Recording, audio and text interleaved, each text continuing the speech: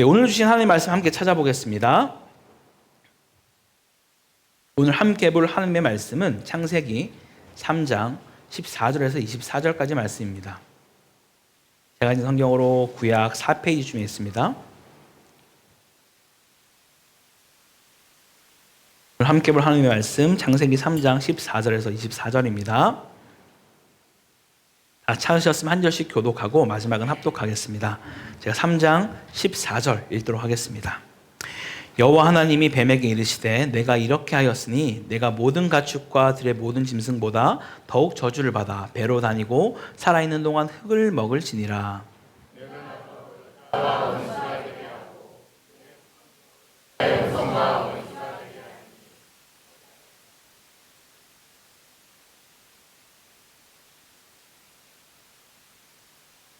또 여자에게 이르시되 내가 내게 임신하는 고통을 크게 더하리니 내가 수고하고 자식을 낳을 것이며 너는 남편을 원하고 남편은 너를 다스릴 것이니라 하시고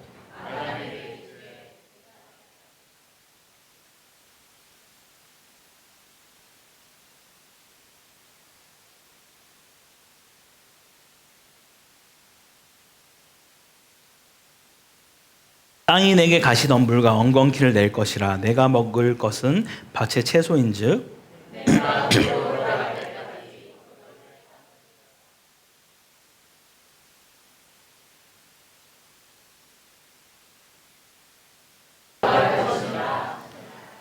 아담이 그의 아내의 이름을 하와라 불렀으니 그는 모든 산자의 어머니가 됨이더라.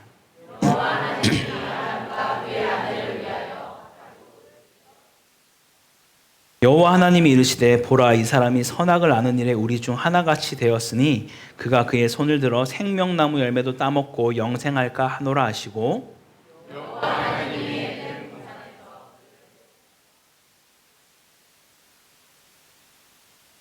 다 같이 읽겠습니다. 이같이 하나님이 그 사람을 쫓아내시고 에덴 동산 동쪽에 그룹들과 두루 도는 불칼을 두어 생명나무의 길을 지키게 하시니라. 아멘. 지난번까지 우리 창세기 3장 앞의 내용을 같이 나눴습니다. 우리는 올해부터 같이 창세기로 말씀을 나누고 있는데요. 죄에 대한 내용을 다뤘었는데 기억 혹시 나십니까? 선악과에 대한 이야기를 나눴고 그 선악과를 우리에게 주신 이유가 우리가 죄를 지을 거 아시면서도 우리를 골탕 먹이고 힘들게 하려고 주신 것이다 라고 한 것이 아니라고 말씀드렸죠. 하나님이 주신 모든 것을 계속해서 우리가 그 에덴 동산을 누리다 보면 마치 내가 이 에덴 동산의 주인인 것처럼 생각되는 그때 동산 중앙에 있는 선악과를 바라보면서 나는 피조물이고 이 땅을 지으시고 나에게 모든 것을 주신 분이 바로 창조주 하나님이시구나 라는 장치로 그 선악과를 주셨다라고 말씀드렸습니다.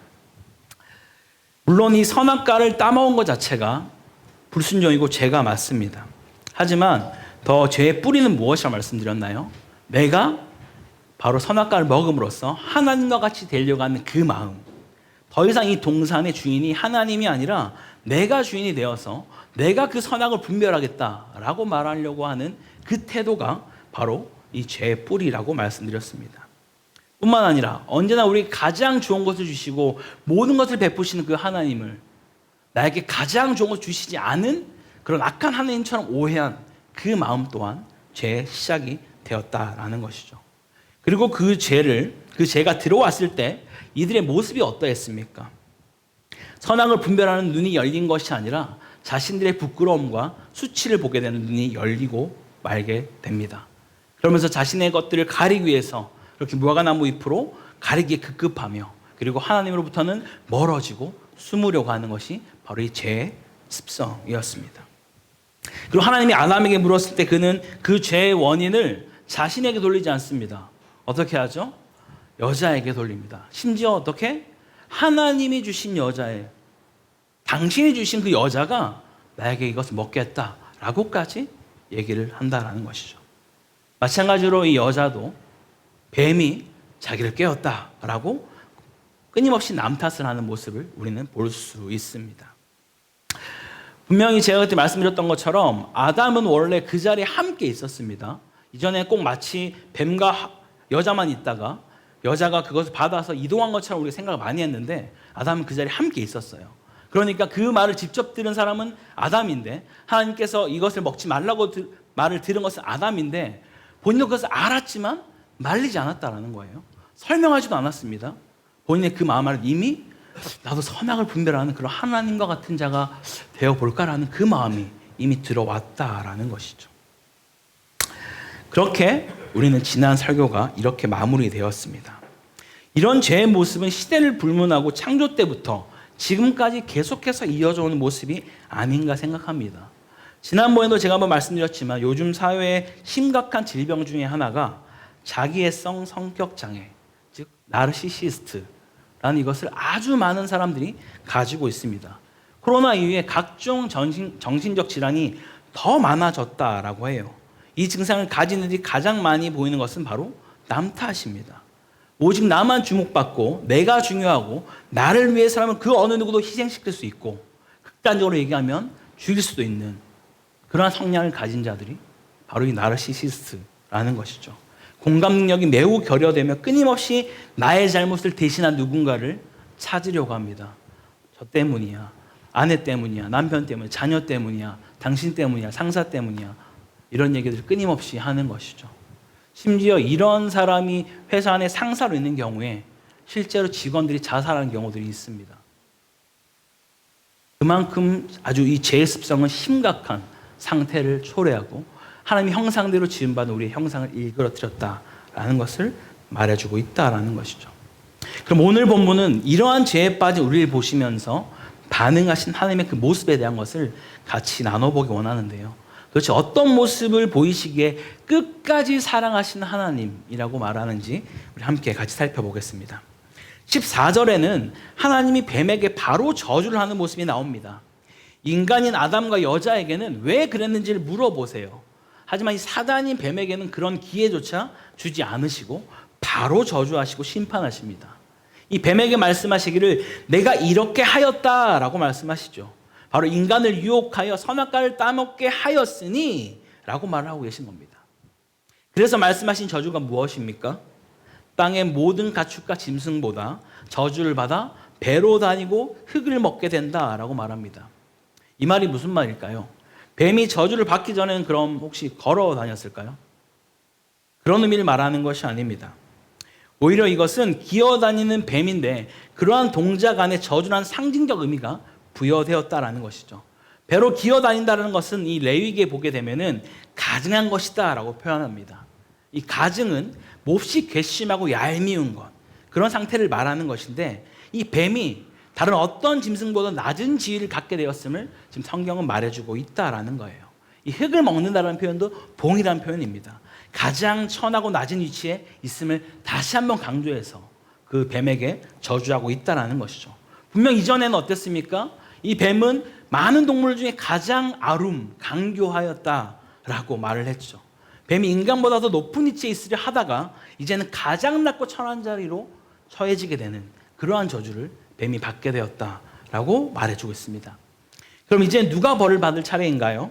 아담 혹은 여자가 벌을 받을 차례인데 성경은 무엇을 말하고 있습니까? 우리 다 함께 3장 15절을 같이 한번 읽어보겠습니다. 시작. 내가 너로 여자의 후손과 원수가 되게 하리니 여자의 후손은 내 머리를 상하게 할 것이요 너는 그의 발꿈치를 상하게 할 것이니라 하시고 아멘. 여러분 이 말씀 믿으십니까? 이 말씀이 바로 성경에서 가장 중요한 구절 중에 하나인 원시복음, 최초의 복음이다라고 우리는 말하고 있습니다. 왜 이 구절을 우리에게 원시복음이자 최초복음이라고 말하는 것일까요? 기본적으로 여자의 후손이라고 말하는 것은 바로 누구죠? 그리스도 예수입니다. 뱀의 후손은 사단의 지배를 받는 자들을 말하는 것이죠. 무엇보다 여기서 여자의 후손은 단수가 아닌 복수를 말하고 있는데요. 그 이유는 바로 여자의 후손으로 오신 그 그리스도 예수를 믿는 하나님의 백성이 동일하게 여자의 후손들이기 때문입니다. 이 구절을 그대로 취하고 있는 본문이 바로 로마서 16장 20절에 있는데요. 우리 함께 같이 읽어보겠습니다. 시작. 평강의 하나님께서 속히 사탄을 너희 발 아래에서 상하게 하시리라. 아멘. 분명 너희 발 아래 상하게 한다라고 성경은 말하고 있습니다.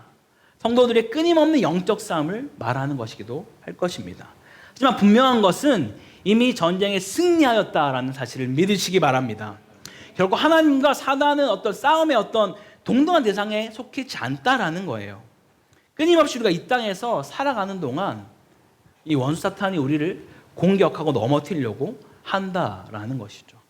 발꿈치를 상하게 넘어뜨리려고 끊임없이 우리를 유혹하고 또 거짓으로 우리를 속이려 한다라는 것입니다.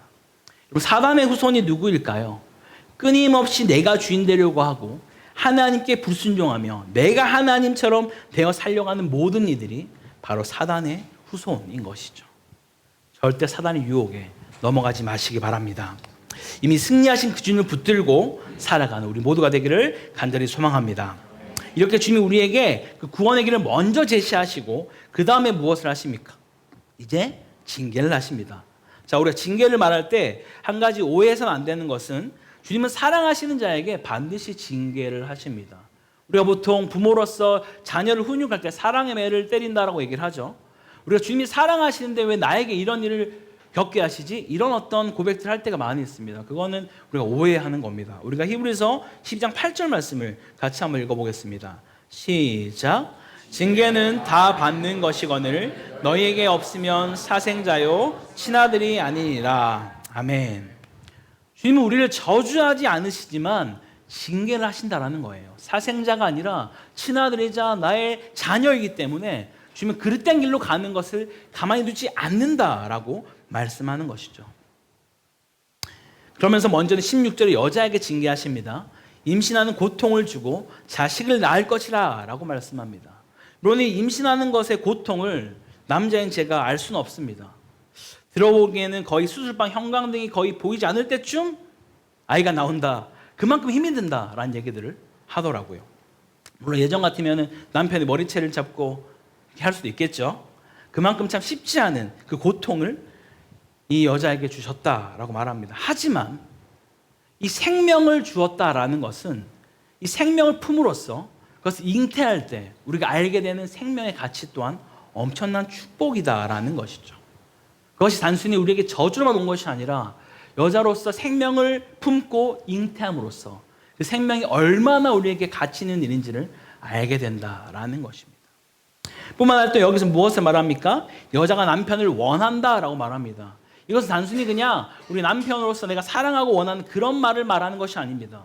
마치 가인이 죄를 향해 달려가는 그 욕망을 품은 것처럼 그러한 마음으로 남편을 다스리려고 하는 창조의 질서의 원리를 뒤집으려고 하는 그런 욕망이 죄로 인해서 여자에게 들어왔다라는 것을 말해주고 있는 것이죠. 원래는 한몸 공동체요 함께 나아가는 부부였는데 서로가 서로의 기득권을 차지하기 위해서 싸우는 그런 모습으로 되어졌다라고 말하는 것입니다. 이어서 17절을 보게 되면 아담에게는 어떤 말씀을 하십니까? 역시 여자에게 했던 것과 동일하게 저주를 하진 않습니다. 그냥 징계하는 것이죠. 저주는 대신 누가 받나요? 땅이 받게 됩니다. 마지막까지 수고하며 땀을 내어 소산물을 얻어 가정을 지키고 세워가는 일을 이 남자로서 하게 된다라고 말합니다. 언제까지요? 흙으로 돌아갈 때까지. 남성분들 죽으실 때까지 일하셔. 네. 하지만 이 또한 마찬가지입니다. 원래 남자는 수고하지 않아도 경작하지 않아도 살 수 있는 어떤 그런 상황이 있었나? 또 그것은 우리가 오해해서는 안 됩니다. 이미 창세기 2장 5절에 주께서 우리에게 이미 경작할 땅을 만들어 두셨다라고 얘기하고 있습니다. 우리가 죄를 지었기 때문에 일하지 않아도 됐었는데 일을 하게 된 것이 아니라는 거예요. 하지만 남자에게 있어서 정말 값지고 보람된 것이 무엇입니까?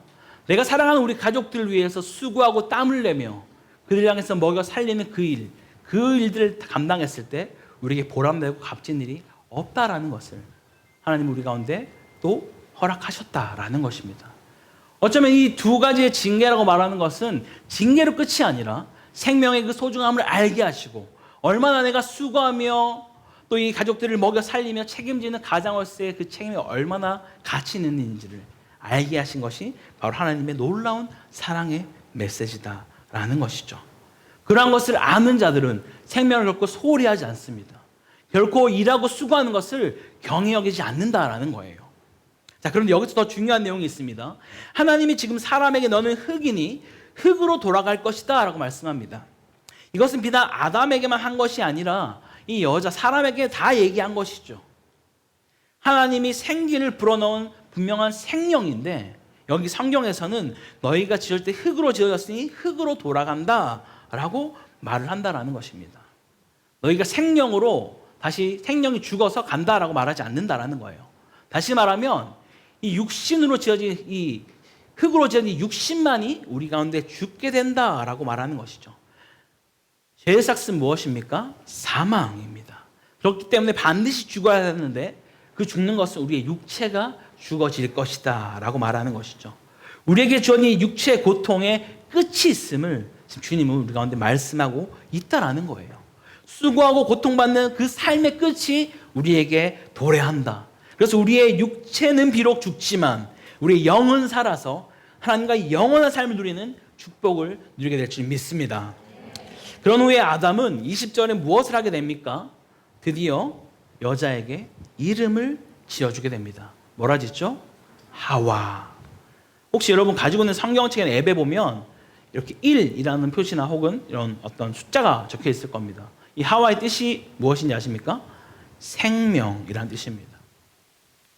이 아담이 이름을 지을 때 어떻게 지었는지 아시죠? 그 본질을 깨뜨리면서 정말 이 대상이 어떤 이름으로 해야 될지 이름을 정확하게 짓는 것이 아담의 특기 아닙니까? 지금 이 죄를 짓는 상황 가운데 우리를 벌하지 아니하시고 다시 생명으로 새롭게 우리를 재창조하시는 그 하나님 놀라운 손길을 바라보며 이 여자 이름을 생명 하와라고 지었다라는 것입니다. 다시 한번 우리에게 생명 허락해 주신 그 하나님께 감사하며 아담은 이렇게 이름을 지었다라는 것이죠. 그리고 하나님은 거기서 멈추지 않고 21절에 무엇을 하십니까? 우리 함께 같이 21절 읽어보겠습니다. 시작. 여호와 하나님이 가죽옷을 지어 입히시니라. 아멘. 이게 무슨 일입니까? 분명 이들은 자신들의 수치를 가리기 위해서 무화과 잎으로 가렸습니다. 자신의 연약함과 부족함, 수치, 부끄러움, 죄된 모습을 세상에서 말하는 그 어떤 것으로 한번 가려보려고 무진장 애를 써보지만 이 무화과 잎처럼 결국 그것은 시들어버리고 말라버리고 떨어지게 된다는 것이죠. 아무리 우리 힘으로 애를 써봐도 우리의 그런 연약함과 부족함과 나의 죄된 모습은 감출 수 없음을 지금 말하고 있다는 거예요. 그런데 그 연약함과 수치와 부족함을 주님께서 어떻게 하십니까? 가죽옷을 입혀 주신다라는 거예요. 가죽옷을 입히려면 어떻게 해야 됩니까? 그 가죽옷을 입고 있는 짐승을 죽여야 합니다. 피를 봐야 하는 것이죠. 생명이 죽고 그 가죽옷을 얻게 되는 것, 피를 보게 되는 것. 그래서 우리는 구약에서 끊임없이 많은 표현들이 오실 예수 그리스도의 모형을 보여주고 있다라고 말하는 것이죠. 예수 그리스도의 보혈로 인해서 우리를 구원하시는 그 일이 바로 우리에게 가죽옷을 입혀주는 그 모습으로 우리에게 말씀하고 있다라는 것입니다.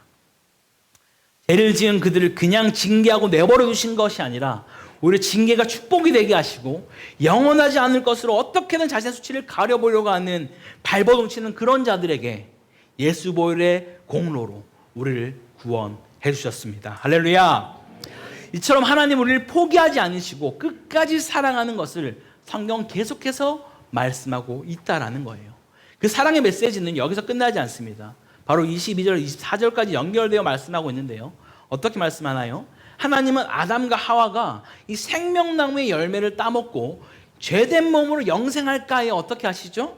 23절에 에덴 동산에서 그들을 내보내십니다. 쫓아내는 것이죠.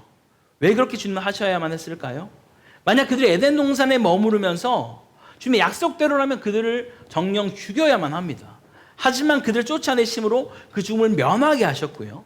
아니 엄밀히 말하면 이 죄된 육체의 몸을 입고 이 생명실과를 먹고 영원히 살게 되는 그 상태를 주님은 피하게 하셨다라는 것을 우리 가운데 말씀하고 있습니다.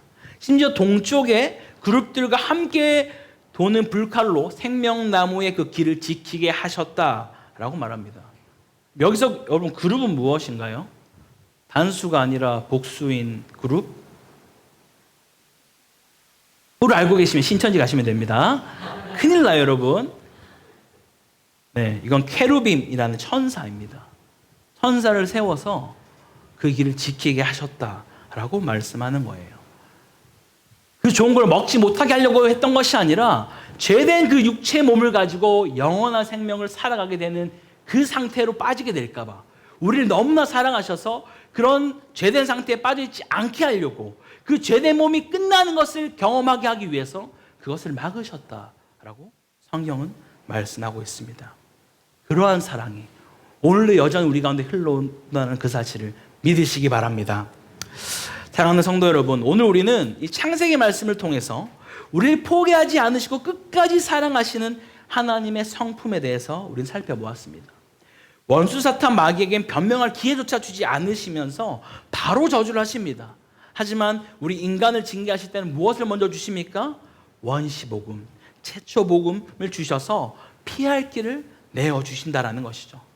그리고 우리가 사생아가 아니라 하나님의 존귀한 자녀이기 때문에 징계를 하시지만 그마저도 우리를 향한 놀라운 계획을 가지고 생명이 얼마나 소중한지를 알게 하시고 수고하고 땀을 흘리며 가족을 부양하는 것이 얼마나 값지고 귀한 일인지를 분명하게 보게 하신다라는 것입니다. 여전히 세상의 것을 어떻게든 자기의 수치를 가려버리고 몸부림치는 자들을 향하여서 그냥 내버려 두지 않으시고 예수 보혈의 공로인 가죽옷을 지어 입혀 더 이상 수치를 당치 않게 하신다라는 것을 믿으시기 바랍니다. 이렇게 우리를 끝까지 사랑해 주시는 그 하나님께 우리가 조금이라도 보답하려면 어떻게 살아야만 할까요? 분명 우리는 구원자이고 우리를 건져주신 그 하나님을, 예수님을 믿습니다. 그것에 대해서는 조금 의심할 여지가 없을 겁니다. 하지만 그렇게만 우리가 주님을 믿고 있다면 반쪽짜리 신앙이다라고 말을 합니다. 우리는 주님을 믿을 때 나의 구원자인 것뿐만 아니라 성경에서 끊임없이 말씀하고 있는 주님은 내 삶의 주인이십니다. 주인이 뒤바뀌는 것, 그것이 예수를 믿는 것입니다. 예수를 믿을 때는 반드시 내 삶의 주인이 바뀔 수밖에 없습니다. 이젠 더 이상 세상이 나를 지배하고 다스리는 것이 아니라 주께서 내 삶을 이끌어 가시고 인도하는 그 일, 나를 가장 잘 아시는 그분에게 내 삶을 내어 맡기는 것이 우리에게 가장 복된 일이라는 것을 우리는 알게 되는 것이죠. 그런 주님을 신뢰하고 그런 주님만을 붙들고 살아가는 우리 모두가 되기를 주의 이름으로 간절히 축원합니다.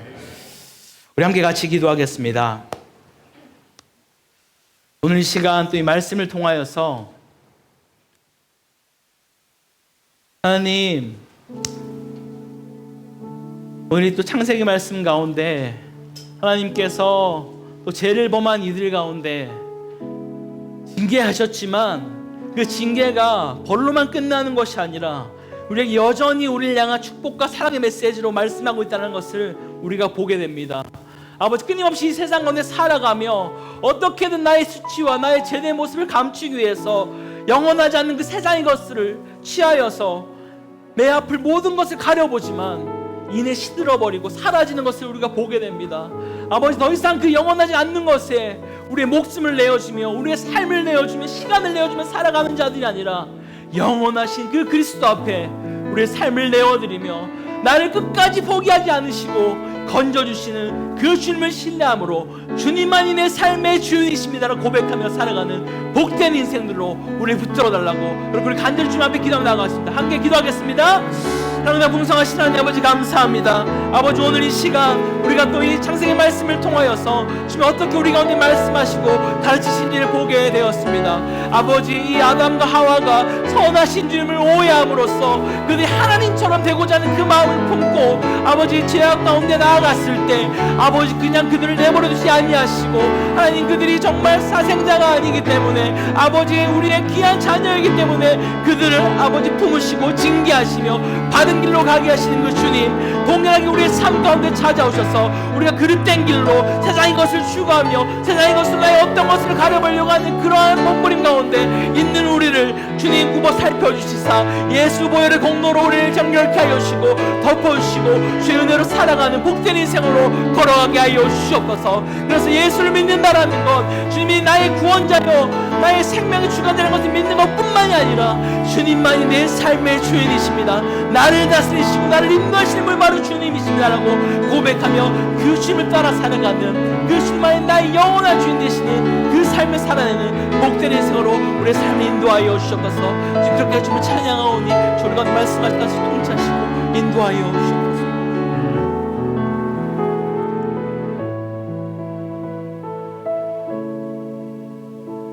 창세전부터 우리를 계획하시고 우리를 구원하신 살아계신 하나님 아버지, 오늘도 변함없이 우리를 말씀 가운데 복음의 자리로 인도해 주시면 감사드립니다.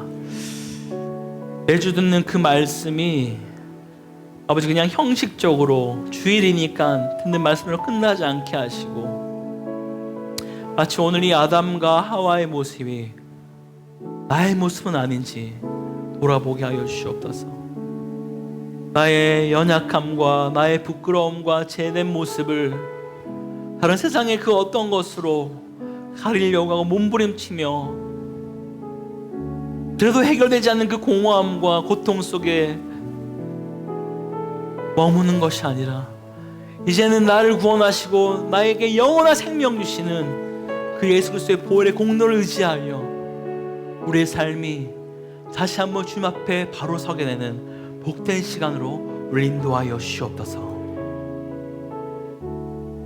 주님, 그래서 주님이 나의 삶의 구원자요 생명의 주관자라고 고백하는 것뿐만이 아니라 그것을 믿는다라면 주께서 죽으시고 부활하신 것이 산자와 죽은 자의 주가 되려 하심이라 말씀하신 그 주인 되심을 우리 삶에 뿌리 깊이 내려서 주님만이 내 삶의 주인이십니다, 나를 가장 잘 아시는 그 주님께 내 삶을 내어드립니다라고 날마다 고백하며 살아가는 복된 인생들로 우리 인도하여 주시옵소서. 매 순간 주님이 우리 가운데 끊임없이 베푸시는 놀라운 주의 그 사랑을, 주의 그 기쁨을, 그 평안을 누리며 살아갈 수 있도록 우리 삶을 인도하여 주시옵소서. 그렇게 하여 주께 감사드리며 이 모든 것 살아계신 우리 주 예수 그리스도 이름으로 기도드립니다. 아멘.